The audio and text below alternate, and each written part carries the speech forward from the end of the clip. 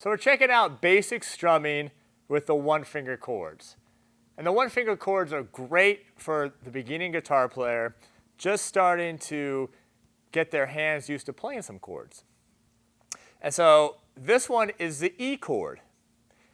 You should already have the one-finger G chord memorized and the one-finger C chord memorized.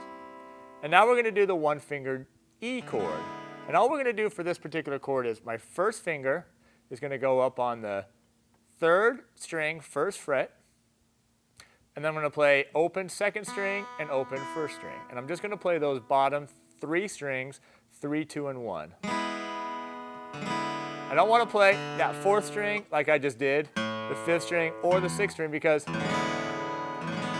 just doesn't sound that nice for this chord. So it's just the bottom three strings. Now eventually we're going to get to the full E chord, and if you want to play that, that's fine.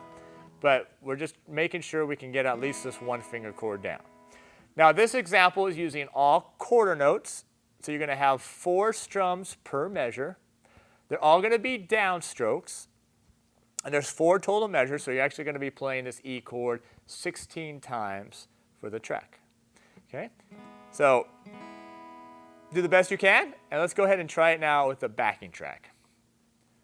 1, 2, 3, 4. It's 1, 2, 3, 4. 1, 2, 3, 4. 1, 2, 3.